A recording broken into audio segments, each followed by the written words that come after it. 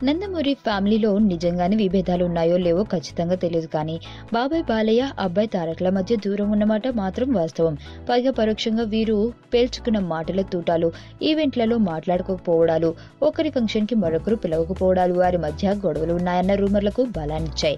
Recent గా తలసాని శ్రీనివాస్ యాదవ్ కూతురు reception కి హాజరైన వీరిద్దరూ అక్కడ కూడా పలకరించుకోలేదు. ఆ ఒక్క ఇన్సిడెంట్ వీరి మధ్య విభేదాలున్నాయన్న విషయాన్ని నిజం చేసింది. నిజానికి బాలయ్య తారక్లు దూరంగా ఉండడం నందమూరి అభిమానులకి ఏమాత్రం ఇష్టం లేదు. అందుకే వాళ్ళు దూరమైనప్పటి నుంచి మళ్ళీ ఎప్పుడెప్పుడు ఒకటవుతారా, వాళ్ళని ఒకేసారి ఒక ఫ్రేమ్ లో ఎప్పుడు చూస్తామా అంటూ 1000 కళ్ళతో ఎదురు చూస్తున్నారు. ప్రస్తుత పరిస్థితుల్ని బట్టి చూస్తుంటే ఇప్పుడు శుభఘడియలు వచ్చేసినట్లు తెలుస్తుంది. అందుకు సంకేతాలు కూడా ఉన్నాయి. ఆ మధ్య శతకని టీజర్ రిలీజ్ అయినప్పుడు దానిపై తారక్ ప్రశంసల వర్షం కురిపించినట్లు సన్నిహిత వర్గాల నుంచి వార్తలు వచ్చాయి. అంతేకాదు బాబాయ్ మీద కూడా పాజిటివ్ గా స్పందించారని తెలిసింది. ఇప్పుడు తాజాగా ట్రైలర్ మీద తారక్ పొగడ్తల వర్షం కురిపించేశారు. ఈసారి తానే స్వయంగా రంగంలోకి దిగి ట్విట్టర్ వేదికగా ట్రైలర్ తన బాబాయిని కొనియాడాడు.